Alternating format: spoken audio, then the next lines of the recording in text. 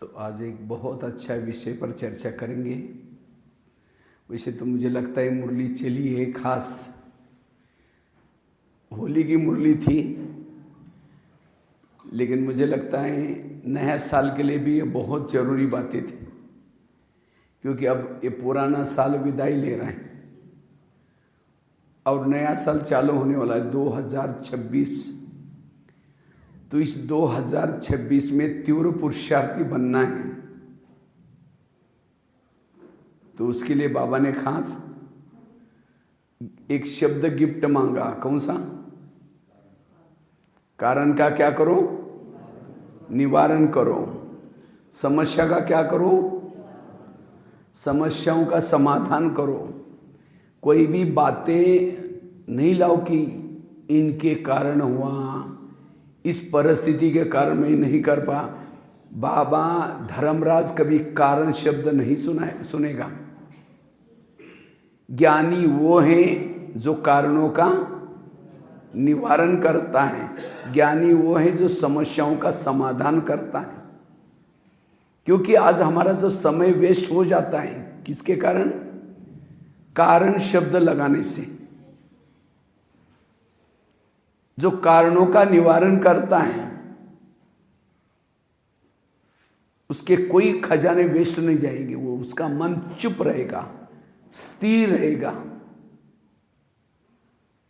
और जिसका मन स्थिर है, चुप है, वही तपस्या कर सकता है, वो कर्म योगी बन सकता है, वो निरंतर योगी बन सकता है। और रात को सोया है तो भी उसका योग लगा रहेगा, उसके चेहरे में मुस्कुराहट होगी। इसीलिए आज से हमें कोई कारण नहीं लगाना है। तीव्र पुरुषार्थी नहीं बन सकेंगे। उसके लिए बाबा ने 3 बिंदी की चाबी भी दिया। मैं बिंदी, बाबा बिंदी, ड्रामा बिंदी। कारण तो बहुत आएंगे। ये कारण मैंने ही कोई जन्मों में बोए हुए कर्मों के परिणाम है। ये कारण क्यों आते हैं? कोई मेरे साथ ऐसा वैसा व्यवहार कर रहे हैं, मुझे रिगार्ड रिस्पेक्ट नहीं दे रहे हैं, मैंने भी कभी नहीं दिया था उनको, इसलिए वो कैसा देगा मेरे को? इसीलिए बाबा ने कर्मों का ज्ञान दिया है, ड्रामा का ज्ञान दिया है, सब कुछ ज्ञान दिया है, तो भी कहते ये ऐसा है, ये ऐसा है। जो कारण शब्द लगाता है वो परचिंतन करता है, प्रदर्शन करता है। किसी के अंदर दोष दिखते हैं, बाबा को तो वो हीरा दिखता है और हमें तो कोयला दिखता है। क्यों? कारण शब्द लगाते हैं। इसीलिए जो कारण का निवारण करता है वो तीव्र पुरुषार्थी बनता है, वो निरंतर योगी बन सकता है। इसीलिए इस 2026 में हमें एक एक दिन को यादगार बनाना है। एक एक दिन अशरीरी स्थिति, विधेय स्थिति, निराकारी स्थिति, कर्मातीत स्थिति बनानी है। क्योंकि हमारे सारे पूर्वज अब धीरे धीरे कर्मातीत बनते जा रहे हैं। क्योंकि आगे तपस्या नहीं कर सकेंगे। हमारे कई कर्मों के हिसाब से आएंगे सामने तो कुछ नहीं कर पाएंगे। अभी बाहर का वायुमंडल भी ठीक है, हमें प्रभु मिलन का आनंद ले सकते हैं। इसीलिए अब हमें इन कारणों को समाप्त करके, निवारण करके, बाबा कहते हैं मास्टर मुक्तिदाता बनो और औरों के कारण का निवारण करो। इसीलिए आप लोगों के लिए गणेश, सांगली जिले का देवता कौन है? गणेश। गणेश के सामने भी कितना समस्या आई। शुरुआत से ही समस्या पैदा होगी। एक तो बनाया उसको मैल से, पार्वती ने मैल से बनाया गया। उसके बाद जन्मते ही सिर कट गया, लगाया तो हाथी का लगा दिया। कितनी समस्या आई, लेकिन हर बात को क्या किया उसने? कारण का क्या किया? इसलिए सबसे ज्यादा पूजा किसकी होती है? पहली पूजा जिसके कारण जिसके सामने कारण ही नहीं आए, समस्या नहीं आई, उनकी पूजा कौन करेगा? इसलिए मराठी में कहावत है ना, टाकीचे गाव सोसले शिवाय ये कारण आएंगे, लेकिन उसका हमें समाधान, ये ज्ञान कितना बाबा ने दिया हुआ है। इसीलिए इस 2026 में हमें सारी बातों को किनारा करके ज्ञान स्वरूप बनना है, अनुभव की अथॉरिटी बननी है। जो अभी भी बाबा की मधुबन में मुरलियाँ चल रही, वंडरफुल मुरलियाँ चल रही। अभी लास्ट में मैं 15 तारीख की सुन के आया था। अनुभव की अथॉरिटी बनो। अगर अनुभव की अथॉरिटी बनेगी आपको तो सेवाओं का बहुत चांस मिलेगा। लोग अभी ज्ञान सुनना नहीं चाहते, लेकिन आपने क्या किया है, आपके सामने क्या समस्या आई थी, आपने क्या समाधान, वो सुनाओ तो उनको लगेगा इन्होंने कुछ किया। मैं कारण तो बहुत आएंगे, लेकिन निवारण। तो इस 2026 में हमें क्या क्या करना है, किन बातों का अटेंशन देना है, जो हमारा 2026 बहुत अच्छा जाए। एक 5-6 बातें इस साल में अटेंशन देनी है, जो हम तीव्र पुरुषार्थ बन करके जो इतना दिन नहीं किया वो कर पाएंगे। तो सबसे पहली बात है, इस साल में हमें आत्मा का लेसन अच्छी तरह पक्का करना है। क्योंकि अंत के जो पेपर होगा वो पेपर होगा 1 सेकंड का पेपर, और 1 सेकंड के पेपर में पास होने के लिए ये अशरीरी का विधेयी का लेसन हमारा पक्का चाहिए। अंत में प्रकृति के पेपर आएंगे, हमारे पुराने संस्कारों के पेपर आएंगे, खान पान के पेपर आएंगे, अनेक आत्माओं इविल सोल के भी पेपर आएंगे। लेकिन सभी पेपरों में पास होने के लिए ये आत्मा का लेसन हमारा पक्का चाहिए। जब आत्मा का लेसन पक्का होगा तब मैं आत्मा बिंदी लगा सकेंगे, बाबा बिंदी की अनुभूति कर सकेंगे, ड्रामा को भी बिंदी लग सकते हैं। इतना ही नहीं, आत्मा के स्वरूप लेसन से ही आप कारणों का निवारण भी कर सकेंगे, बीती को बिंदी लगा सकेंगे। आत्मा के स्वरूप में रहने से ही हमारे अंदर दैवी गुण और दैवी शक्ति आती है। आत्मा के स्वरूप में रहने से ही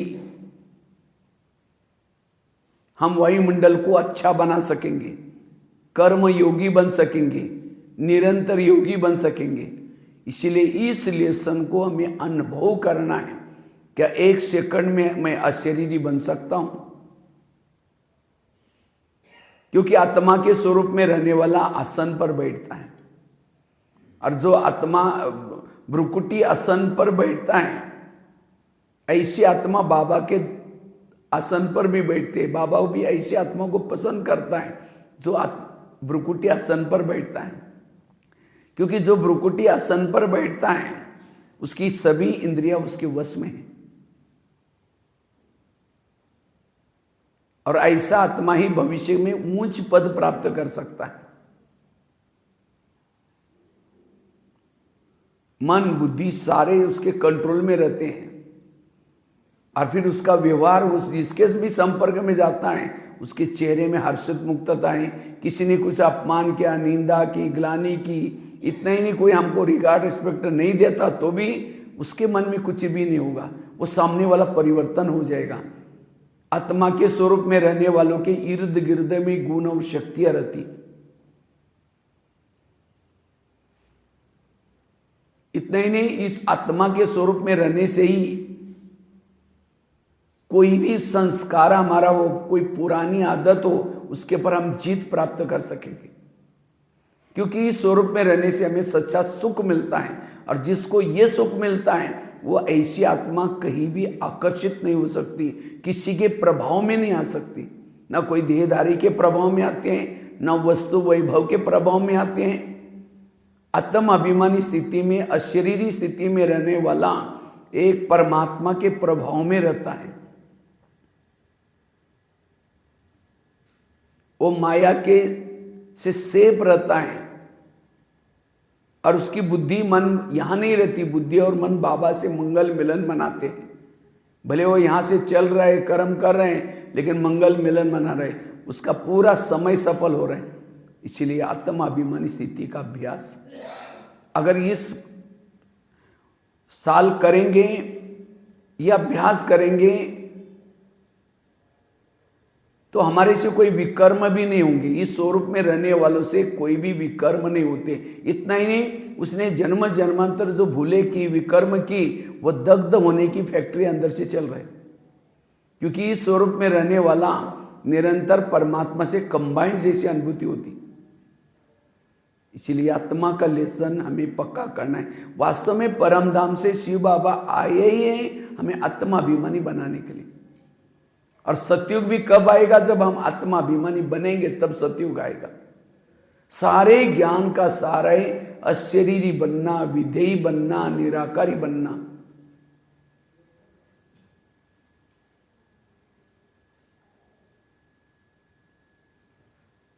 यह है पहली धारणा। और उसके लिए अशरीरी स्थिति मेरी नेचुरल रहे, उसके लिए हमें पवित्रता की धारणा पक्की चाहिए। 7 स्वरूपों का अभ्यास चाहिए। इतना ही नहीं, निरहंकारी होकर के रहना है। जो निरहंकारी होकर के रहता है वही आत्माभिमानी बन सकता है। अगर मेरे अंदर कोई कलाओं का, विशेषताओं का, कोई धन संपत्ति का अभिमान है, अभिमान वाला कभी भी आत्माभिमानी नहीं रह सकता। 2 प्रकार के मय हैं, एक है असली मय, दूसरे हैं नकली मय। नकली मय तो बहुत है। जो नकली मय के स्वरूप में रहता है वो असली मय स्वरूप कैसा रहेगा? दूसरी बात है, इस वर्ष में हमें तीव्र पुरुषार्थ बनना है। ये वर्ष सफल बनाना है, किसी के भी दोष नहीं देखने। आजकल ये बहुत बड़ी माया चल रही। किसी के दोष देखेंगे, परचिंतन करेंगे, परदर्शन करेंगे।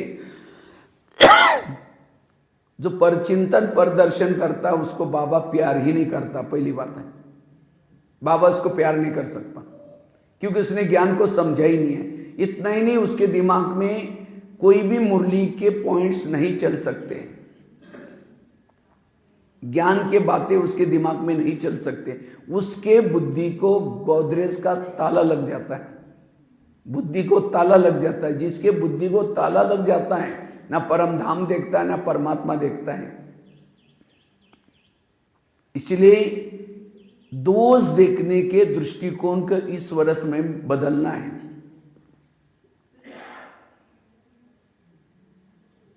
अगर दोष देखते हैं, अवगुण देखते हैं, इससे वायुमंडल खराब हो जाता है। जैसे कोई फैक्ट्री से धुआं निकलता है तो गवर्नमेंट क्या करते हैं? उसको बंद करते हैं, क्योंकि पॉल्यूशन हो रहा है। इसी तरह अगर परचिंतन का धुआं निकालेंगे, बाबा ऊपर से देखेगा ये महाराष्ट्र के कौन से फैक्ट्री से निकल रहे धुआं, उसके बुद्धि का ताला। और एक बार बुद्धि का ताला बंद हो गया, फिर कई कहते पता नहीं बाबा प्यार ही नहीं करता, पता नहीं आजकल परमधाम दिखता ही नहीं है, बाबा दिखता ही नहीं। क्यों? धुआं निकलने के लिए किया। इसलिए बाबा तो वायुमंडल को बना रहे हैं, हमें तो वायुमंडल बनाना है। देवी देवता वायुमंडल शुद्ध बनाने के बाद आएगी। अगर हम उस बनाए हुए वायुमंडल को खराब करेंगे, बाकी और सेवा करेंगे तन से, धन से, और परचिंतन करेंगे, तो जमा कुछ भी नहीं होगा। इसलिए इस वर्ष में चाहे कई कहते हम नहीं करते, लेकिन कोई आकर के सुनाता है। क्यों सुनाता है? हम सिर हिलाता, अच्छा और क्या हुआ, और क्या हुआ। जब सिर हिलाएंगे तो सुनाने वालों को इंटरेस्ट आएगा। इसलिए कोई ऐसी बातें हमें सुनाता है तो क्या करना है? उसको हाथ जोड़ करके कहो कि मुझे ऐसी फालतू बातें मत सुनाया करो। स्ट्रिक्ट बनो कि हमारा बुद्धि या हमारा कान कोई कूड़ेदान थोड़ी है। अगर आपके घर में कोई कचरा लाकर डालेगा तो क्या कहेंगे? आपका बहुत बहुत धन्यवाद, रोज आए करो, जहाँ पूजा होती है वहाँ डाला करो, ऐसे कहेंगे। इसको ही बाबा कहते हैं कुसंग। कुसंग मतलब ये नहीं कि बाहर वालों का, अगर कोई बीके हैं, बहुत पुराना है, लेकिन किसी की दोष सुनाता है, वो है कुसंग। इसलिए उनसे किनारा करके रहना।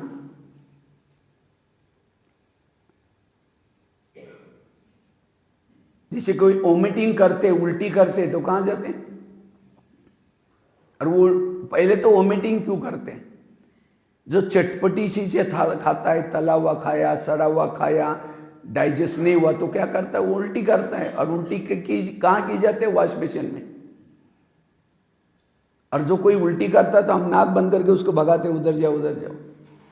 तो इसी तरह जो चटपटी बातें समाचार सुनता है ब्राह्मणों के, ये क्या हो रहा है, यहाँ क्या हो रहा है, वो क्या कर रहे हैं, ये चटपटी समाचार सुनता है, उसकी बुद्धि में वो बातें नहीं रहेगी, फिर औरों को भी सुनाने की कोशिश करेगा। जिसके साथ दोस्ती है बनती है उसके पास जाएगा, और जा करके क्या शुरुआत ज्ञान से हो जाती है, हाँ क्या कर रहे हैं, ये हो रहे हैं, और उसके बाद धीरे धीरे मैंने ये देखा वो देखा शुरू किया। वो उल्टी कोई करता है तो हम उसको नाक बंद करके भगाते, उधर जाओ वॉश बेसिन में जाओ। लेकिन यहाँ कोई उल्टी करता है तो और क्या हुआ? उठ के भी जा रहे, बैठो ना, चाय पानी पी के जाना, बताओ ना क्या हुआ? उस व्यक्ति को हम क्या पिलाएंगे? चाय पानी। एक दिन चाय पानी पिलाए के रोज आकर के आपको सुनाएगा। और जब ये परचिंतन सुनेंगे करेंगे तो स्थिति क्या होगी? बिगड़ गई। इतना ही नहीं, जिसका परचिंतन आप सुन रहे हैं उसके लिए पहले आपकी भावनाएं बिगड़ेगी, भावना निगेटिव बन जाएगी। फिर धीरे धीरे उसको वो सामने आते ही आपको वो बातें याद आएगी, तुरंत आपके निगेटिव संकल्प चलेंगे, तो वही मंडल खराब हो जाएगा। धीरे धीरे उनके किनारा करते करते आप यहां से आना ही बंद कर देंगे। तो घाटा किसका? बाबा कहते मेरे अच्छे अच्छे बच्चे थे, अच्छे अच्छे बच्चे थे, गो बहुत सेवा करते थे, ज्ञान योग करते थे, लेकिन आज वो है ही नहीं, चले गए। क्यों गए? उन्होंने यहाँ आया था हरि भजन करने के लिए, उठने लगा कपास। भाई आए हो अपने को बदलने के लिए और दूसरे के दोष देखना शुरू किया। घाटा आपका ही। आकाश में थूकेंगे, थूका कहाँ आएगा? अपने ऊपर ही आएगा। दोष देखने से घाटा आपका ही होने वाला है। मैं खुद 30-40 साल से देख रहा हूं, कई अच्छे अच्छे थे, क्या हुआ? चला गया। इसीलिए बाबा कहते हैं निश्चय बुद्धि विजयंती। निश्चय बाबा के ऊपर नहीं, ये ब्राह्मण आत्मा के ऊपर भी निश्चय चाहिए। भगवान ने इसको चुना हुआ है, चुना हुआ है तो गलत थोड़ी है। बाबा ने जिसको जहां भी रखा है वो माली है। माली क्या करता है? फूल जहां शोभा देता है वही लगा लेता है ना। इसीलिए बाबा ने जिसको जहां रखा है, हमें क्या लेना देना? उसको तो सारा पसंद है, हम क्या करते, ये ऐसा है वैसा है। जिसका परचिंतन करेंगे उसका भगत बनना पड़ेगा। कीर्तन भजन तो छोड़ दिया ना, छोड़ दिया। लेकिन अगर किसी का परचिंतन करते, ये भी कीर्तन भजन कर रहे हैं।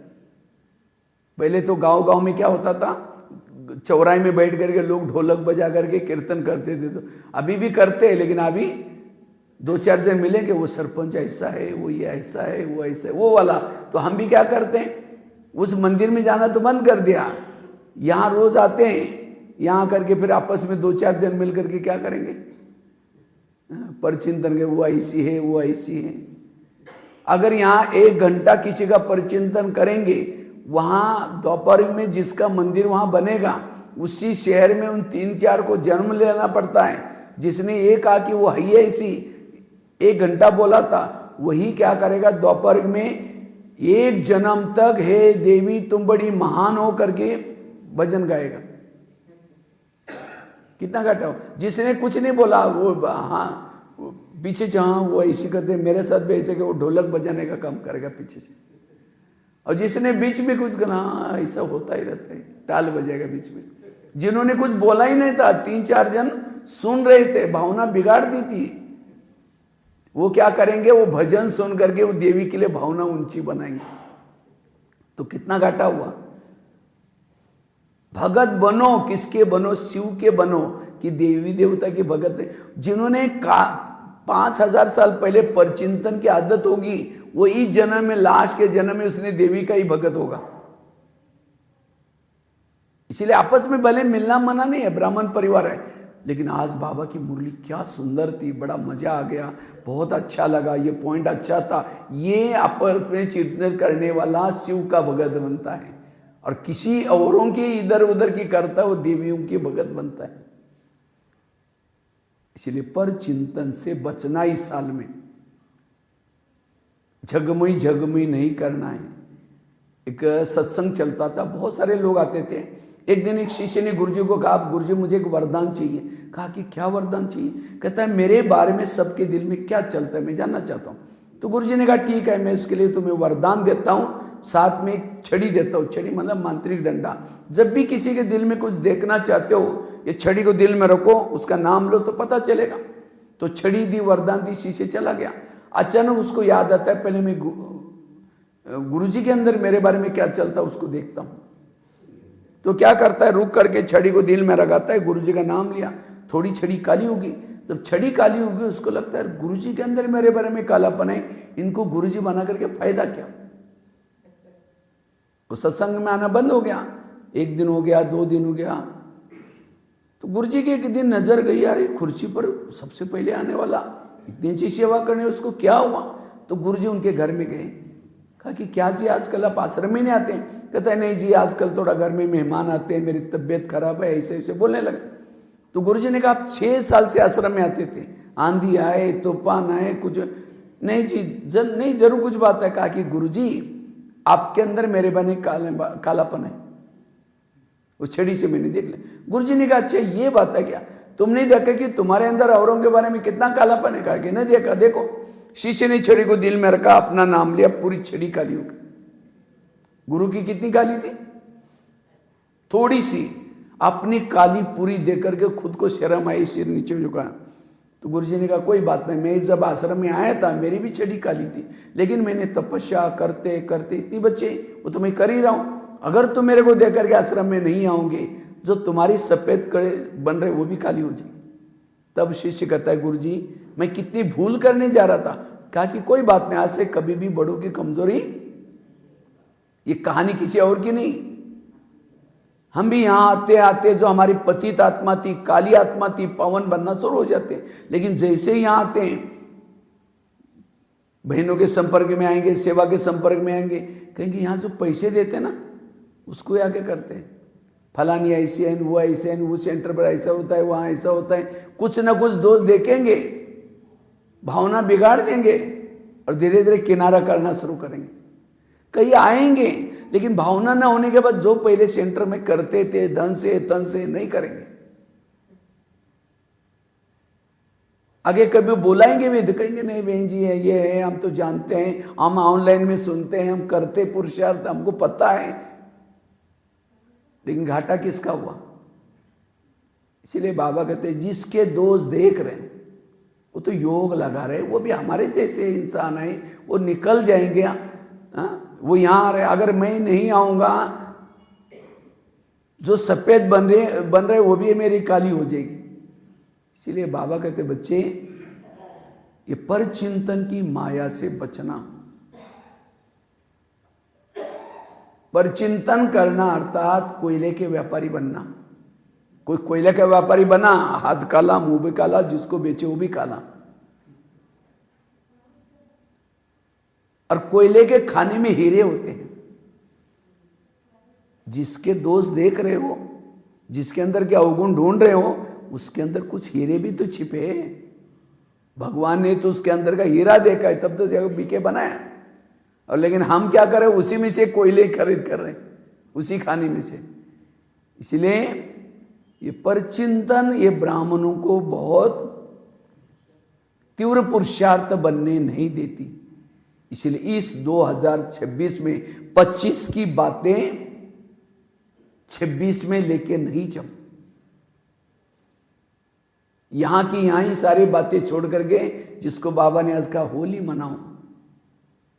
ये कारणों के क्या कौन क्या वो हमें नहीं देखना, हमें पॉजिटिव लेना है। और तब जाकर के जो आप मुरली का चिंतन करना चाहते हैं, अशरीरी बनना, हम क्यों नहीं अनुभव कर रहे हैं? क्योंकि ये सब किचरा भरा हुआ अंदर, उसको हमें क्या करना है, खत्म करना है। और पॉजिटिव बातें देखने का दृष्टिकोण है, उसको कहते हैं ज्ञानी, समझदार। क्योंकि हमको ड्रामा पता है, सब कुछ पता है, फिर भी हम ये क्यों क्या करते हैं, क्यों क्या करना, अर्थात दलदल में फंसना। तीसरी धारणा, पहली धारणा बताई अशरीरी विधेयी बनने की धारणा, ये हमें इस साल करना है।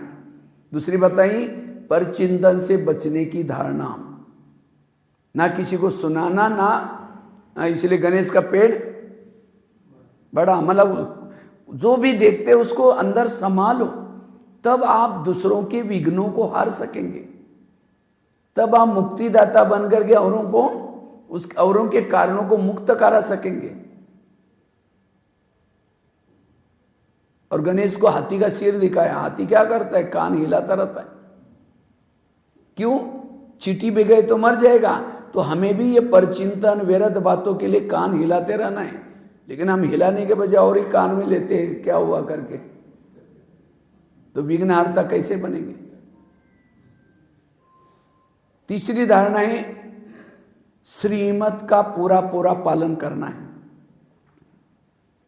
श्रीमत, श्रीमत तो पता है ना, क्या क्या श्रीमत है ब्राह्मणों के, एक तो रोज अमृत वेला करना, दूसरा रोज की मुरली सुनना, तीसरा शुद्ध भोजन खाना, पवित्रता का पालन करना, ट्रैफिक कंट्रोल करना,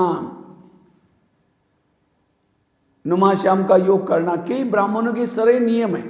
और ये टोटल हर एक का ऊपर, बाबा ने कहा खाता चेक कर रहा था, हर एक के ऊपर कंप्यूटर लगे हुए हैं, और उस कंप्यूटर में 100 दिन के 100 मार्क होते हैं, एक श्रीमत का 10 मार्क मिलता है। अगर आपने अमृत वाला उठा, आपके खाते में 10 जमा हो गया, अगर आपने मुरली सुनी 10 जमा हो गया।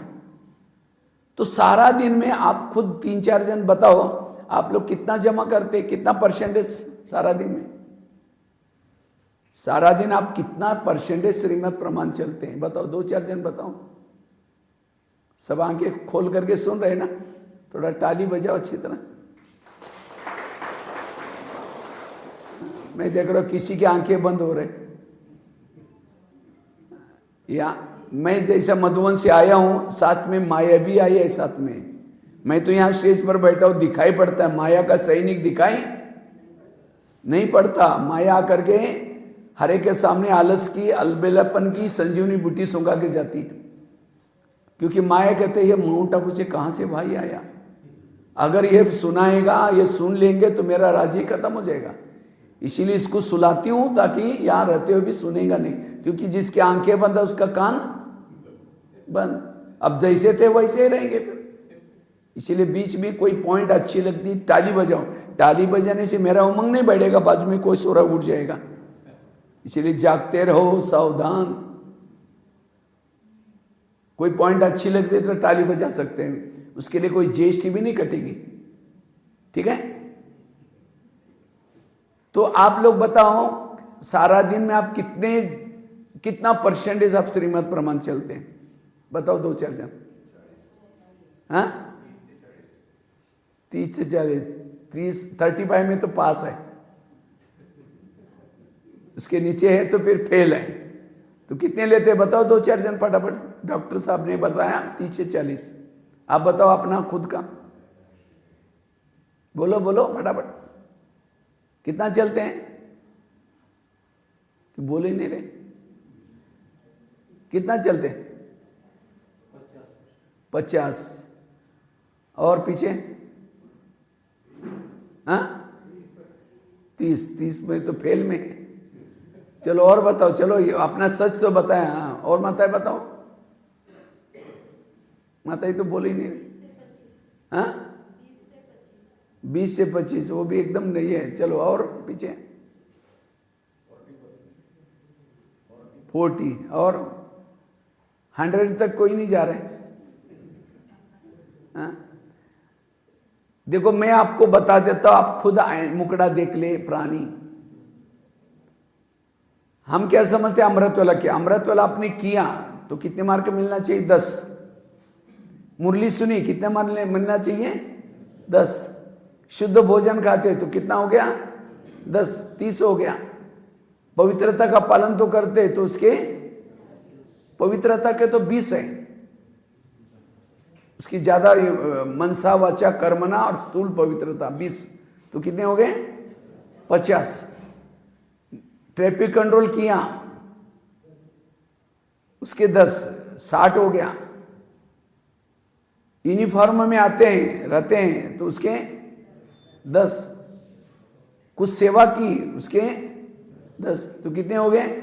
तो इस अनुसार और बताओ पीछे वाले भाई लोग, हाँ कितना चलते हैं 70। देखो अमृत वाला आपने किया तो आप 10 मार्क जमा करेंगे, ले वो 10 कब होते हैं, अमृत वाला उठे तो सही, ठंडी में उठ करके बैठे, लेकिन बाबा के सामने बैठ करके नींद कर रहे हैं, 5 मार्क गए। उठे इसके 5 मार्क मिले, लेकिन नींद क्या इसलिए 5 मार्क गए। अच्छा नींद भी नहीं की, उठे तो सही, आंखें भी खुली थी, लेकिन मन बुद्धि की आंख भटक रही थी, वो बाबा के तरफ नहीं गई थी, उसके भी 2.5 मार्क गए, तो 7.5 मार्क मिले उसके। आपने मुरली सुनी, लेकिन मुरली के पहले आधा घंटा योग नहीं किया, 5 मार्क गए। अच्छा सुनी मुरली, लेकिन सारा दिन उस प्रमाण चले नहीं, उसके 4 मार्क गए। सुनने का केवल 1 ही मार्क है, मुरली सुनने का कितना मार्क है 1 है, लेकिन हम कितने देते हैं, हाँ मुरली सुनते हैं। समझो आपने शुद्ध भोजन खाया, बातें करते खाया, उसके 5 मार्क चले गए। इसको कहते हैं आध्यात्मिक ग्रामर, व्याकरण। जैसे व्याकरण में होता है ना, मैं शांति सागर की संतान हूं, शांति की मात्रा पीछे वाली मार दी, मराठी वाली, हिंदी वाला पढ़ेगा तो इसको रॉन्ग करेगा, क्योंकि उसकी मात्रा शांति की कैसी चाहिए, आगे से चाहिए। इसी तरह मैंने अमृत वाला का कर्म किया, लेकिन वो विधि पूर्वक, तो हर कर्म विधि पूर्वक करना, इसको कहते श्रीमत प्रमाण चलना, और तब जाकर के आप शक्तिशाली बनते हैं। ये है ज्ञान की गहराई। ये तो कहते हैं ना, चुआ को मिली हल्दी की गाटी, कहता मैं पंसारी बन गया। बस मुरली सुन ली, लेकिन कैसी सुनी, उसके मैं देखा यहाँ मुरली का टाइम क्या है इसका 7, और योग का टाइम 6:30, तो कोई थे ही नहीं, जबकि आधा घंटा योग करने का भी मुरली सुनना होता है, कोई थे ही नहीं। सब मैं सोचा सारे बैठे होंगे, मैं आया तो देखा मैं अकेले बैठा, और 1-2 माता कुछ 1-2 बैठे, माना योग। और उसके लिए कारण क्या लगेंगे, ठंडी है। अरे भाई यहाँ तो ठंडी तो कुछ नहीं है, हम तो सोचते हैं हमारा मार्च का भारी मौसम में मैं आया हूँ महाराष्ट्र में, ठंडी देखो तो पंजाब में, दिल्ली में देखो, मुंह से भी धुआं निकलता, बोलते समय नाक से भी धुआं निकलता है। 2 महीना सूरज तो छुट्टी पर होता है, वहाँ दिल्ली में होता है, लेकिन कोहरे के पीछे होता है, बिल्कुल सूरज दिखता ही नहीं है सामने। आप एक अकेला व्यक्ति दिखाई पड़ेगा, तो भी छोटे छोटे बच्चे स्कूल में जाते हैं, पहन करके स्वेटर, उनको ठंडी नहीं लग रहे, और हमें। इसलिए ये कारण नहीं है, इसका मतलब हमारा पढ़ाई पर ध्यान, ये प्यार नहीं है बाबा के प्रति। जिसका प्यार है वो ठंडी लगेगी नहीं उसको। इसीलिए हमें हर श्रीमत के लिए प्यार चाहिए। श्रीमत से प्यार, बाबा से प्यार है। एक बार ब्रह्मा बाबा के पास कुछ पार्टी आई थी बाबा से मिलने के लिए, कहा कि बाबा जल्दी जल्दी ये करके नहा धो करके बाबा के पास गए, तो बाबा ने पूछा बच्चे मुरली पढ़ी आज की? नहीं बाबा आपसे मिलना तो चले, पहले जाओ आज की मुरली पढ़ो, उसके बाद मेरे पास आओ। जिसका मुरली से प्यार नहीं, मेरे से क्या प्यार होगा। इसीलिए बाबा से प्यार अर्थात बाबा के हर श्रीमत से प्यार चाहिए मेरा। मुझे याद है जब मैं यहाँ रहता था तो मेरा घर से टिफिन आता था, बस में डब्बा आता था, जबकि बस हमारे गांव में तो जाती नहीं थी, तो भी हमने प्रबंध किया था। हमारे माताजी हर सप्ताह में तड़ेवाड़ी से गुरुवार के बाजार में जाती थी, तो एक माताजी मैं जहाँ हॉस्टल में रहता था वो मुझे भोजन बना करके देती थी। तो मेरा व्यवहार संस्कार दे करके कहते भैया मैं आपको बना करके दूंगी, निस्वार्थ, कोई पैसा भी नहीं लेती थी। वो केवल रोटी बनाऊंगी, तो वो रोटी आती थी और मैं लाल मिर्ची डाल के खाता था। लेकिन एक दिन मैंने मुरली सुनी, मुरली में एक एक महावाक्य था, बच्चे शुद्ध भोजन करो तब योगी बनेंगे, ये वो पूरी मुरली। मैं बाहर गया, जैसे भीष्म प्रतिज्ञा करता है, मैंने भी प्रतिज्ञा कि आज से शुद्ध भोजन खाऊंगा। घर में पत्र लिखा 15 पैसे का, मुझे भोजन नहीं भेजो। अब 3-4 दिन तो पहुंचने तक आता रहा भोजन, मैं किसी को देता था, दूसरों को खाता, खाए नहीं, भूखा रहा, लेकिन नियम का पालन किया। तो कि किसी एक माता को पता चला, उन्होंने मुझे एक स्टोव दिया, एक पतीला दिया, चावल दिया। मैं चावल उबाल करके जब तक यहाँ रहा, चावल उबाल करके गरम चावल पर शक्कर डाल के खाया, लेकिन नियम को नहीं तोड़ा। आज कहाँ बिठाया बाबा ने? मधुबन के 25,000 लोगों का जब भोजन बनता है वो भंडारे में बिठा दिया। एक एक नियम के अंदर ये चाहिए।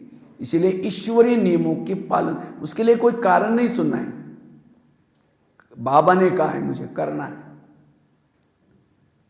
लेकिन हम क्यों नहीं करते? लोग ला जाते, लोग क्या कहेंगे, लोग क्या बोलेंगे। एक तो अपना खुद का आलस, हम गृहस्थ में रहते हैं, ये होते हैं, लेकिन बाबा कहते हैं खुद अंदर ये है बाबा के ऊपर निषेध। बाबा के 2 प्रकार के बच्चे, कच्चे दूसरे पक्के। तो आप लोग कौन से लिस्ट में आते हैं? पक्के। तो हर नियमों का पालन करते। इसीलिए ईश्वरीय नियम पालन। माया हमारे जीवन में क्यों आती है? दखल देने के लिए। हम नियमों के उल्लंघन करते हैं। बाबा कहते हैं माया मेरी बेटी है और तुम मेरे कौन हो? बच्चे हो। तो माया और मेरा रिश्ता क्या हो गया? भाई बहन का। कोई कोई बहन भाई को थप्पड़ मारते। कब मारते हैं? जब वो बाप का कहना नहीं मानता, थप्पड़ मारते। ज़्यादा होशियारी कर रहे क्या? इसी तरह माया भी हमको थप्पड़ तब मारते हैं जब हम कुछ नियमों के उल्लंघन करते। जिस दिन माया ने थप्पड़ मारी, गाल पकड़ करके चेक करो, 3-4 दिन जाओ, मैंने कुछ तो नियम तोड़े होंगे। जब आप नियमों पर चलेंगे, रोज अमृत वाला उठेंगे, रोज फटाफट यहाँ करके मुरली सुनेंगे, क्लास के पहले योग करेंगे, माया तो ताली बजाते, वहां मेरा भैया कितनी अच्छी कमाई कर रहे हैं, वो खुश हो जाते। इसलिए इस वर्ष में कोई भी नियमों का उल्लंघन नहीं करना है। उसके लिए कोई कारण नहीं लगाना है, उसका निवारण करना है। तब आपकी स्थिति शक्तिशाली बन सकते हैं। चौथी धारणा, इस 2026 में हमें हर इंद्रियों पर शासन करने का पुरुषार्थ करना है।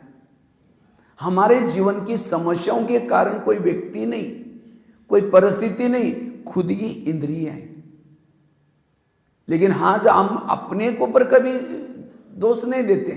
इसके कारण, ये परिस्थिति के कारण है हमारी खुद की इंद्रियां। इसलिए इसको कहते हैं सो परिवर्तन। सो परिवर्तन मतलब बैच पहनना, ये नहीं। सो परिवर्तन करना अर्थात हर इंद्रियों को ज्ञान में चलाना। जिसको ही दूसरे शब्द में बाबा कहते बच्चे, चैरिटी बिगेन्स एट होम। तुम घर को सुधारो। घर मतलब लौकिक नहीं, ये घर, इसमें रहने वालों को ज्ञानी बनाओ। 7 दिन का कोर्स इनका करो। अकेले इस ब्रह्मा कुमारी के ज्ञान में नहीं चलो। इस युद्ध में, माया के युद्ध में विजय बनना है, इंद्रियों का सहयोग जरूरी। कान का सहयोग जरूरी है, मुख का सहयोग जरूरी है, आंखों का सहयोग जरूरी है, मन का सहयोग जरूरी है, बुद्धि का सहयोग जरूरी है। तब काम, क्रोध, लोभ इसके पर जीत प्राप्त कर सकते हैं। इसलिए कृष्ण अर्जुन को कहता है, हे अर्जुन, तुम अपनी घोड़े के लगाम अपने हाथ में रखो। अर्थात एक एक इंद्रियों की लगाम आत्मा के पास चाहिए। आत्मा जो सोचेगा वही होना चाहिए। आज क्या होता है, कान अपनी मर्जी चलाता है, मुख अपनी मर्जी चलाता है, आंखें अपनी मर्जी चलाते हैं, जहाँ चाहे आपको दौड़ा रहे हैं। और इसीलिए आज संस्कार नहीं बदल रहे, जो करना चाहते वो नहीं हो रहा है। आत्मा राजा परेशान है। इसको कहते हैं धृतराष्ट्र। धृतराष्ट्र मतलब पता है कि ये रॉन्ग है, ये नहीं करना चाहिए, लेकिन इंद्रियों के अधीन है, मोह वश है इंद्रियों से। ये इसलिए इसको बदलो। ब्रह्मा बाबा ने रोज रात को सोते समय अपने इंद्रियों का दरबार लगाया, मन को स्ट्रिक्ट किया, हे मन तुम आजकल माया से मिले हो, तुम्हारे अंदर कुछ निगेटिविटी चल रही है, क्या बात है, क्यों, कल कुछ दिखना नहीं चाहिए। ऐसे एक एक इंद्रियों से बाबा ने बातें की, लेकिन आज हमारा ध्यान इसकी तरफ नहीं है। अंधेरी नगरी चौपट राजा, टकेचर बाजी टकेचर खाजा। इस नगरी का राजा सोया, उसके अंदर जो चाहे हो रहा है, आंखें जो चाहे देख रहे, कान जो चाहे सुन रहे, मुख जो चाहे बोल रहे।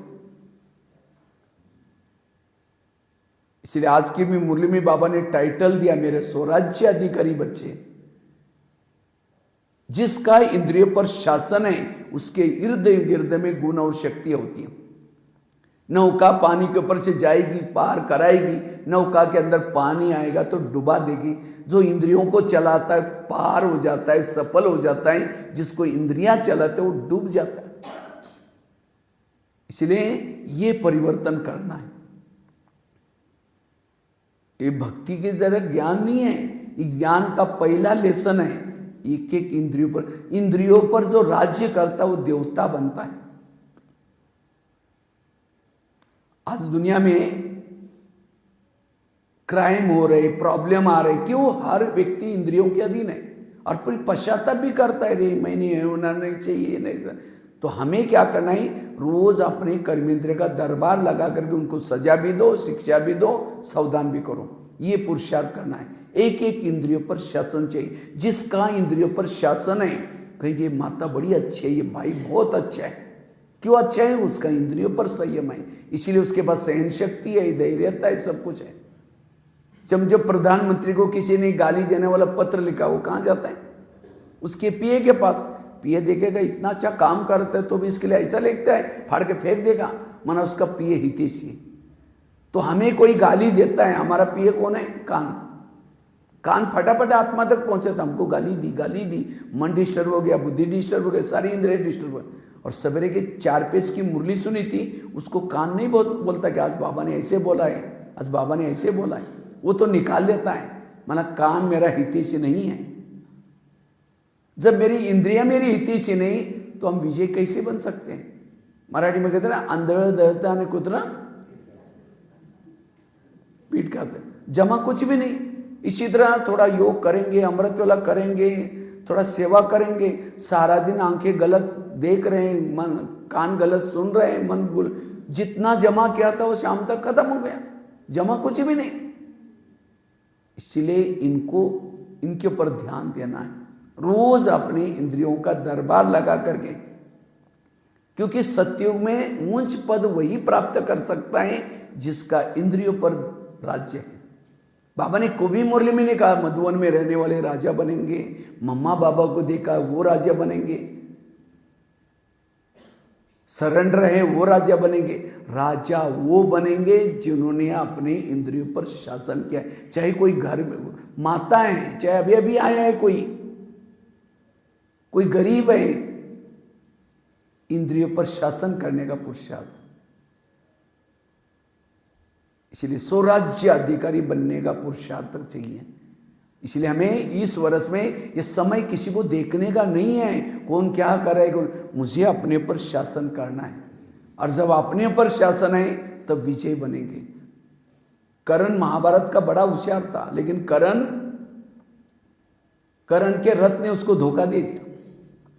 मैं ज्ञान योग में बड़ा होशियार हूं, लेकिन मेरी इंद्रिय मुझे धोखा देते, मैं असफल बन जाऊंगा। जैसे कृष्ण जब रथ में बैठता है, घोड़ों को प्यार करता है, थपथपाता है, क्यों? अगर घोड़े जर जाकर के दुर्योधन के सामने गिर जाएंगे तो क्या हो जाएगी? पराजय हो जाएगी। इसी तरह अगर हमें भी अपने रोज इंद्रियों से प्यार करना है। कान से प्यार करो, हे मेरे कान तुम बहुत अच्छे हो और मेरा तुम्हारे पर विश्वास है, तुमको बॉर्डर पर रखा है, कान का है। लेकिन कभी कभी तुम पर चिंतन क्यों सुनते हो? अगर तुम कल आज शाम को सारा दिन सुनेगा, शाम को मैं चेक करूंगा, सजा दूंगा। हे मेरे हार्ट तुम कितने अच्छे हो, क्योंकि हार्ट अगर 2 मिनट के लिए बंद हो जाएगा, सो जाएगा, तो राम नाम सत्य हो जाएगा। हार्ट को कभी प्यार करो, कभी आंखों को प्यार करो। हे आंखें, तुम बहुत भाग्यशाली हो, तुमने माउंट आबू में गए थे तो बाबा को देखा है तुम्हारे खिड़की द्वारा। तो एक एक इंद्रियों से हमारा प्यार चाहिए, उनसे बातें करो। ये इंद्रियां माया से क्यों मिली हैं? क्योंकि कभी हम प्यार ही नहीं करते उनसे। इसे ब्रह्मा बाबा ने ये किया। इसलिए इस वर्ष में स्वराज्य अधिकारी का पुरुषार्थ। कितनी धारणा बताई? पहली बताई आत्म अभिमानी बनने, अशरीरी बनने की धारणा। दूसरी बताई पर चिंतन से मुक्त होने की धारणा। तीसरी बताई एक्यूरेट श्रीमत प्रमाण चलने की धारणा। चौथी बताई स्वराज्य अधिकारी बनने की धारणा। पांचवी है हमें योग तपस्या के पर ज्यादा से ज्यादा ध्यान देना है। इस वर्ष में जब भी टाइम मिले तपस्या करो, साधना करो। रोज हमारा 3-4 घंटा योग चाहिए। मैं जब यहाँ रहता था, यहाँ भी रहता था, कभी कभी मैं सप्ताह में एक दिन पूरी रात खुद अपना बैठ करके तपस्या करता था। वहाँ मैं इसमें सांगली में भी रहता था, वहाँ एक हॉस्पिटल में सर्विस करता था। तो संडे के दिन छुट्टी रहती थी, तो उससे पहले मैं क्या करता था, अपने कपड़े जो भी कुछ काम है पहले कर लेता था। संडे के दिन कुछ नहीं करना, मुझे तपस्या करनी। सारा कहीं ना कहीं पेड़ के नीचे जाकर बैठता था या कभी बाबा के कमरे में जाकर बैठता था, बिल्कुल तपस्या। तो हमें साधना करनी जरूरी है, क्योंकि जब तक साधना नहीं करेंगे, हमें परमात्मा का सुख का अनुभव नहीं करेंगे, तब तक विकारों का आकर्षण खत्म नहीं होगा। और वो साधना भी हमारी विधि पूर्वक चाहिए। ऐसे नहीं कि मन इधर है, बुद्धि इधर है। अब कई माताएं आते हैं, बैठते हैं, थोड़ा सा योग करते हैं, उसी योग में भी देखो उसकी मन बुद्धि कहाँ कहाँ भटकती है। आते आते रास्ते में देखा कि बहुत अच्छा सब्जी वाला है, वो कांटे वाली बैंगन है, चलो आज दोपहर को भरीत बैंगन बनाएंगे। पहले सोचे कि जाकर योग करेंगे, जाते समय लेके जाएंगे। यहाँ करके बैठे, लाल लाइट चल रहा है, गीत बज रहा है, शुरू करके मैं आत्मा हूँ, शांत हूँ। फिर कहेगा वो थैला तो लाए नहीं, वो बैंगन कैसे लेके जाएंगे। फिर कहेंगे ठीक है मैं आत्मा हूँ, शांत स्वरूप हूँ। फिर सोचे कि गैस के ऊपर जो दूध रखा था उसको वो शायद मैंने कम किया या ऐसे चल रहे हैं। फिर कहेंगे ठीक है मैं आत्मा हूँ, शांत स्वरूप हूँ। फिर सोचे घर में तो मेहमान आने वाला था, सोचा था कि उसके लिए कुछ पूरन पोली बनाए, और चने की दाल तो है ही नहीं, चलो छोड़ो कुछ और बना देंगे, मैं आत्मा हूँ, शांत। हाँ, और हम समझते हम योग करते हैं। वो कैसा योग किया? इसलिए अटेंशन से योग करना है। योग करते समय जब समझो कोई मेहमान घर में आया और माता के साथ बात कर रहे, अब बीच में बच्चा आता है, मम्मी मेरी टाई का है, मम्मी मेरे क्या है, करके ठहर जाओ, मैं बात कर बाद में दूंगी। बच्चा तो रोज का है। इसी तरह परमात्मा से बात करें और बीच में सब कुछ सब्जी ये तो रोज का धंधा है। इसीलिए हमें योग करते समय अटेंशन से बैठना है। और जो अटेंशन से योग करता है उसकी आत्मा की बैटरी चार्ज होती है सारा दिन। हमें दिनचर्या में 3 बातों के ऊपर स्पेशल अंडरलाइन करना है इस साल में। एक तो अमृत वेला का योग अच्छी तरह करना है इस साल। दूसरा क्लास के पहले आधा घंटे का योग, उसके लिए कोई कारण सुनाना नहीं है। और तीसरा रोज की मुरली यहाँ करके सुनना है। तो अमृत वेला कौन कौन करता है? हाथ खड़ा करो। अच्छा, सब लोग करते हैं, लेकिन अमृत वेला का चुपचाप आपका कोई वीडियो बनाया जाए और उसी वीडियो को आपको 10 बजे दिखाई जाए, ये आपका सवेरे का अमृत वेला का वीडियो, क्योंकि मेरा है, मैंने ऐसे किया था। दीवार के सारे बैठे, मुंह खुला, आंखें बंद है। 2 बार मच्छर अंदर भी गया और बाहर भी आया, पता भी नहीं चला। अगर ऐसा योग करेंगे तो कहाँ स्थिति बनेगी। इसीलिए अमृत वेला अलर्ट होकर के बैठो, एक्टिव होकर के बैठो। अब कोई घर में मेहमान आया है, आपने बुलाया, वो बहुत बिजी था, तो भी आपका स्नेह प्यार है, इसीलिए वो 10 काम छोड़ के आपके घर में आया। लेकिन आने से पहले कुंडी लगा करके सो जाओ, बेल बजा रहे, घंटी बजा रहे, दरवाजा नहीं खोलो, उनको कैसा लगेगा? ये कैसे लोग आए, इन्होंने मुझे बुलाया, दरवाजा बंद किया, चला जाएगा। फिर फोन करो, कहे दोबारा आ जाओ, कहेगा मैं आया था, बेल बजाई थी, आपने दरवाजे नहीं खोला, इसलिए मैं चला गया। नहीं, आ जाओ, जरूर काम है। फिर आए, फिर कुंडी बंद की, फिर दोबारा फोन करो, कहेगा कभी नहीं आऊँगा। इसी तरह अमृत वेला हम उठेंगे, बाबा को निमंत्रण देंगे, मीठे बाबा, प्यारे बाबा आप आ जाओ, हम आपसे बातें करनी है, बातें करनी है, करनी है, करनी है। अब उसको तो बुलाया, दरवाजे खिड़की बंद किया, तेरे द्वार खड़ा भगवान, भगत भर ले झोली। बाबा तो कितना बिजी है उस समय, वो तो चला जाता है, फिर अचानक नींद खुल गई, फिर कहेंगे मीठे बाबा प्यारे, फिर बाबा देखता है अच्छा फिर बुला रहे हैं, फिर सो जाएंगे। इसीलिए अटेंशन से आंखें खोल कर, और केवल खोल के भी नहीं बैठो, कोई घर में मेहमान आए उसके चेहरे की तरफ देखते रहो, वो कहेगा फोन क्यों किया था, तो कहीं क्या करेंगे, अमृत वेला उठेंगे, कुछ बात नहीं करेंगे बाबा से, ऐसे बैठे हुए। जब तक बाबा से बातें नहीं करेंगे प्यार उत्पन्न नहीं होगा। इसलिए मीठी मीठी बातें करो, मीठे बाबा आपने मुझे क्या से क्या बनाया, कितने ये दी। इसलिए हमें बाबा से रुरवन करनी है। इसलिए अमृत वेला इस साल में, अमृत वेला बाबा सामने आकर के क्या कर रहे हैं, वो आपके भ्रुकुटी में लिख रहे हैं आपको क्या क्या 84 जन्म के लिए भाग्य लिख रहा है। और वो तो लिख रहे हैं, लेकिन हम वो लिखने ही नहीं दे रहे उसको। इसीलिए कहते हैं ना, भगवान भाग्य में लिख रहे थे, सो रहे थे क्या। इसीलिए उसको धन्यवाद दो, बाबा आप कितना अच्छा, इतना ठंडी से भी ऊपर आए, ऊपर से आए, घर में आकर के लिख रहे।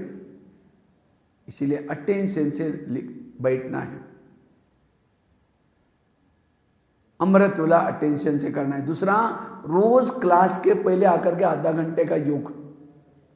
जैसे खेती में जब धान डालते हैं तो क्या करते हैं, अनाज डालते हैं, उससे पहले खेती को तैयार करते हैं। तो हमें भी अपनी बुद्धि को तैयार करने के लिए आधा घंटा योग करके फिर बैठना है। मैंने तो ब्राह्मण बनने के बाद और कुछ नहीं किया, ये 3 बातों के ऊपर बहुत, अभी भी मधुबन में भले किचन की सेवा करते, सब कुछ करते, लेकिन इतना कारोबार होने के बाद भी मैं समेट करके निकल जाता हूँ। मैं बोला भाई आप लोग देखना ना, मैं जा रहा हूँ योग के लिए। अभी तो आजकल तो मैं 6 बजे ही डायमंड हॉल में जाता हूँ, 6 से 7 योग करते, फिर मुरली सुनते। और ये योग करने के बाद मुरली को इतना अच्छा याद रख सकते हैं, मुरली के एक एक सेंटेंस को ध्यान से सुन लेते हैं। और मेरे सामने क्या बातें आने वाली, वो एकाग्रता से मुरली सुन लेते। जब तक क्लास के पहले योग नहीं करेंगे मुरली को समझ नहीं पाएंगे आप। इसीलिए इस साल में हमें आधा घंटे का, और संगठन का योग हमको कब मिलता है कब मिलता है, क्लास के पहले संगठन में बैठते हैं, अमृत वेला घरों में बैठते हैं, नुमा शाम में घरों में बैठते हैं। अगर आपको सेंटर का वायुमंडल अच्छा बनाना है, संगठन में आकर के योग करना है। मैं कभी कभी सोचता हूँ दिल्ली को ही ब्रह्मा कुमारी मतलब राजधानी क्यों बनाई गई, क्योंकि दिल्ली के अंदर संगठन बहुत, वहाँ क्लासेस में भी क्लास के पहले सब लोग आ गए। इतना ही नहीं, सारे जोन के लोग मिल करके संगठन में योग करते हर 3rd संडे। अब मैं सोचा कि कलकत्ता भी कितना बड़ा है, कोई नहीं, वहाँ तो अलग अलग जोन कोई मिलते ही नहीं आपस में। बॉम्बे में भी ये कम वो इधर है, दूसरे का वो इधर है। दिल्ली राजधानी संगठन, इसीलिए आपको संगठन में योग करना है। चाहे कोई भी बातें हो, हमें संगठन में, वहाँ तो मैं देखा आवाज़ लगाते सारे इकट्ठे हो जाते। इसीलिए दिल्ली राजधानी बनी, वहाँ वायुमंडल बड़े ज़बरदस्त बना हुआ है। इसीलिए हमें भी सेंटर का वायुमंडल अच्छा बनाना है, और सेंटर में आकर के कोई भी प्रकार की निगेटिव बातें नहीं करनी है। यहाँ आने के बाद बाबा कहते हैं, यहाँ जब सेंटर का वायुमंडल बनाएंगे, बुलाने की जरूरत नहीं, आप आओ करके अपने आप लोग आकर्षित होकर के आएंगे। आज मधुबनी इतना अच्छा क्यों लगता है, क्योंकि वहाँ वायुमंडल बना हुआ है। दीवारें देखने के लिए थोड़ी आते हैं, दीवारें तो आज दुनिया में कितना फैशनेबल मकान है सबके, तो मकान फैशनेबल होने से नहीं चलेगा, वहाँ वायुमंडल पावरफुल चाहिए। और वायुमंडल बनाने के लिए हमें क्लास के पहले योग जरूर करना है। तो उसके लिए ये नहीं देखना कि कौन आता है, हमें खुद को आकर के आधा घंटे का योग करना है, और उसके लिए कोई कारण नहीं बनाना है। और तीसरी बात है, हमें रोज की मुरली सेंटर पर आकर के सुनना है। आजकल कईयों को माया लगी ऑनलाइन में सुनने की, जो ऑनलाइन में मुरली सुनते हैं उनकी पूजा भी ऑनलाइन से हो जाएगी। और वो ऑनलाइन में सुनने वाला सत्युग में नहीं आता। कहाँ आता है? त्रेता युग में। एक बार दादियों ने ब्रह्मा बाबा को पूछा, बाबा त्रेता युग वालों के लिए पढ़ाई का प्रबंध आप क्या करेंगे? उसके लिए मधुबन में इतने बड़े हॉल बनाने पड़ेंगे 33 करोड़ के लिए। बाबा ने कहा कि नहीं बच्चे, त्रेता युग का पढ़ाई का प्रबंध मैं आगे चल करके करूंगा, आप केवल सतयुग के 9 लाख संख्या बना दो रेगुलर स्टूडेंट। और अब बाबा ने 3, 4, 10, 12 साल से पीस ऑफ माइंड टीवी चालू किया, फेसबुक व्हाट्सअप, किसी ने त्रेता युग वाले। तो आपको सतयुग में जाना है, त्रेता में जाना है? तो पढ़ाई कहाँ पढ़नी है? यहाँ। सतयुग वाले जो लोग होते हैं, कृष्ण मुरली बजा रहे, चारों तरफ से गोपी का रास कर रहे हैं।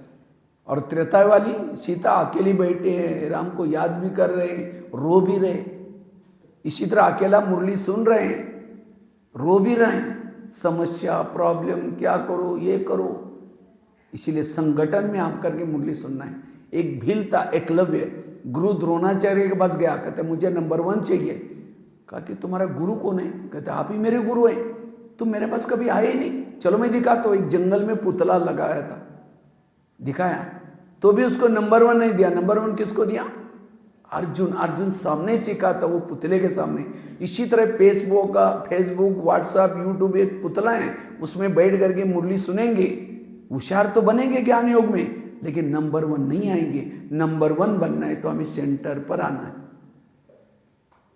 ये धारणा हमें पक्की करनी है। इसलिए ये 3 धारणा पक्की करनी है, तब आपकी स्थिति बहुत अच्छी। क्योंकि इन 3 चीजों से सवेरे सवेरे करने से सहज आपकी आत्मिक स्थिति बनती है। और जिसकी आत्मिक स्थिति है, पहाड़ जैसी बातें आई, कितनी भी समस्या आई, कैसा भी कोई काला कोयला भी हो, आप उसके लिए अच्छाई दिखाई पड़ेगी उसकी। किसने आपको डांटा तो भी आपको कोई संकल्प नहीं चलेंगे। ये खुद की मेरी धारणा है। तो इसलिए ये 3 चीजों को हमें पक्का करना है। उसके लिए हमने तो उसके लिए कोई इतनी अच्छी चांस को भी गंवा दिया। मुझे याद है जब मैं ITI जैसा किया, मुझे क्या हुआ, कॉल आ गया। सांगली में आटपाड़ी में कारखाना बना था, उस कारखाने में ड्रॉप्समैन की जरूरत थी। कॉल भेजा, लेकिन मैंने सोचा वहाँ तो सेंटर भी नहीं है, मुरली भी नहीं मिलेगी। अरे ऐसी नौकरियाँ तो कई जन्म किया हुआ है, बाद में देख लेंगे, पहले अपनी अवस्था को बनाना है। बाबा के सामने अमृत वाला कॉल रखा और मैंने कहा बाबा आप 5000 साल के बाद मिले, अब मुझे मुरली नहीं मिलेगी तो मेरे अवस्था। उस कॉल को फाड़ के फेंक दिया मैंने, जबकि खाने के लिए मेरे पास कुछ ही नहीं था उस समय। चावल में चीनी डाल के खाता था। घर वालों की सारी नज़र मेरे पर थी कि ये कुछ करेगा, लेकिन मुरली सुनने के लिए केवल। इसलिए हमने खुद ये धारणा की है। और तब जाकर के आज देखो अवस्था बनाई, आज कितनी बड़ी सेवाई कर रहे हैं। घर वालों को ही नहीं, कितने लोगों को अच्छा बना रहे, कितने लोगों को ये कर रहे हैं। इसलिए ये धारणा पक्की करनी है हमें। ये 3 बातों को इस साल अच्छी तरह अंडरलाइन करना है। उसके लिए कोई भी कारण, घर सेंटर से दूर रहें, ये है, ये प्रॉब्लम है, ये समस्या, कारणों का निवारण करो। और लास्ट की एक बात शॉर्ट में सुनाता हूँ, टाइम बहुत फास्ट जा रहा है। हमेशा पॉजिटिव बनो, सकारात्मक बनो, कुछ भी हो जाए, लेकिन हमें पॉजिटिव बनना है। कोई भी बातों में निगेटिव नहीं, क्योंकि आजकल सब निगेटिव बनते जा रहे हैं। निगेटिव के कारण हमारी स्थिति बिगड़ती है। इसलिए हर परिस्थिति में पॉजिटिव, क्योंकि पॉजिटिव वालों के पास एक शक्ति आती है, उसका शक्ति का नाम है सहन शक्ति। सहन शक्ति बड़ी बहन है, बाकी शक्तियां उसकी छोटी बहनें हैं। सहन शक्ति आएगी तो बाकी शक्तियां भी। और दैवी गुण शक्तियों के बच्चे हैं। थोड़ा भी क्यों हो रहा है, ये मेरे साथ क्यों हो रहा है, तुरंत सहन शक्ति भाग गई।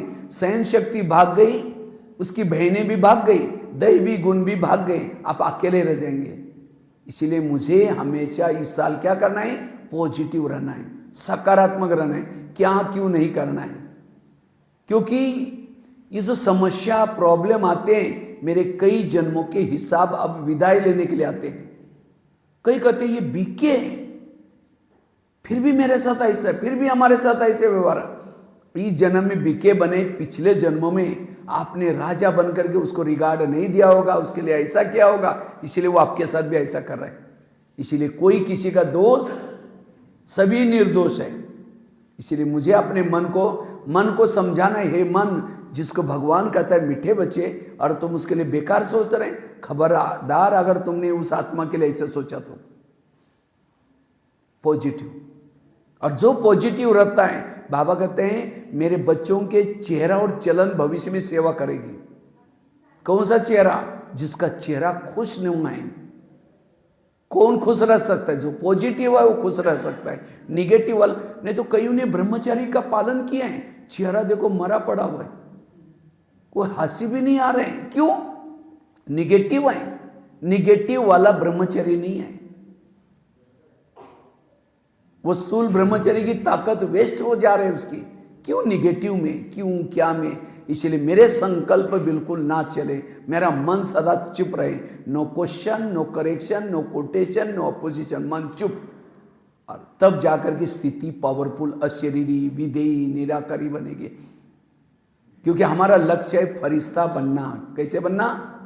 ब्रह्मा कुमारी जी एक बहुत बड़ी यूनिवर्सिटी है। ब्राह्मण जीवन हम विद्यार्थी जीवन है, फरिश्ता डिग्री है, और देवता हमारी नौकरी है। जैसे कॉलेज यूनिवर्सिटी में बच्चे पढ़ते किसी लिए, स्टूडेंट पढ़ते किसी लिए, डिग्री लेने के लिए। और जब उनको डिग्री मिलती है तो क्या मिलते हैं? नौकरी मिलते हैं। तो हमारी भी डिग्री क्या है? फरिश्ता। और ये डिग्री कब मिलेगी? जो हल्का रहता है, हमेशा पॉजिटिव रहता है, कोई कैसा भी हो लेकिन हाँ वो पॉजिटिव रहता है, उसको डिग्री। और जब तक फरिश्ता नहीं बनेंगे देवता, जिसके पास यूनिवर्सिटी में पढ़ा लेकिन डिग्री नहीं है, भूखा नहीं मरेगा, कहीं ना तो कहीं चपरासी तो बन ही जाता है। अगर मैं फरिश्ता नहीं बना, सत्युग में जाऊंगा, कहीं ना कहीं दास दासी तो बन ही जाऊंगा। दास दासी नहीं बनना, मुझे क्या बनना है? ऊंच पद प्राप्त करना है। इसलिए इस वर्ष में बेफिक्र बादशाह, हल्का रहना, चाहे कुछ भी हो जाए। अगर आप कुछ सोचते हैं, इसका मतलब बाबा के ऊपर भरोसा। अंगद एक बार रावण के दरबार में गया, पांव जमाया। जब पांव जमाया, कहा कि ये जो पांव हिलाएगा सीता उसकी हो जाएगी, लेकिन बहुत कोशिश की नहीं। जब वापिस अपने दोस्तों के पास आया, राम के पास, दोस्तों ने कहा अरे तुमने क्या किया अंगद, अगर तुम्हारी पांव हिल जाता तो? कहता उसमें क्या है, सीता रावण की हो जाती, सीता मेरी थोड़ी है। पांव हिलाना ना हिलाना वो राम का काम है। इसी तरह मेरे जीवन की प्रॉब्लम, उसको देखने का काम बाबा का है, मेरा थोड़ी है। मैं कई बार जब सेंटर पर जाता हूँ, कई बार मैं, आजकल तो मैं स्लीपर में चलता हूँ, मेरे पास कई बार यज्ञ के लिए सेवा धन देते हैं ना, 2-2 लाख 3-3 लाख रुपए, तो भी मैं स्लीपर में चलता हूँ। तो कई मेरे को बोलते हैं यार पैसा चोरी हो जाएगा तो एसी में जाएगा। और मैं बोला पैसा मेरा थोड़ी है, उसका है, उसको चोरी हुआ तो उसका, मेरे को क्या टेंशन है। इसीलिए हर परिस्थिति में, आज हमारा मधुबन में कितना बड़ा कारोबार चलता है, कितना मेरे को बोलते हैं यार तुम्हारे डिपार्टमेंट कुछ हो जाएगा, तुमको निकाल देंगे। मैं बोला मैं कोई अपना नाम मान सहन के लिए थोड़ी जा रहा हूँ, उसका संदेश देने के लिए जा रहा हूँ। बाबा मेरा डिपार्टमेंट देख लेगा, अपने आप सब कुछ ठीक करेगा, कोई टेंशन नहीं। इसीलिए आज घर के लिए टेंशन, मेरे बच्चों के लिए टेंशन, कुछ भी टेंशन नहीं, सब बाबा के ऊपर छोड़ो, निश्चिंत रहो। इसीलिए ये है निश्चय बुद्धि। इस वर्ष में हमें कुछ भी बातों को निगेटिव नहीं सोचना, हमेशा पॉजिटिव। निगेटिव से बीमारियां हो रही हैं, निगेटिव से संबंध बिगड़ रहे हैं। तो इसीलिए अगर हम ज्ञानी बनने के बाद फिर भी निगेटिव बनेंगे, कौन कहेगा ज्ञानी है? इसीलिए हल्का बनना, बेफिक्र बनना, ठीक है। तो ये 6 धारणा करेंगे तो आपकी स्थिति बहुत अच्छी हो जाएगी, ठीक है। ओम शांति।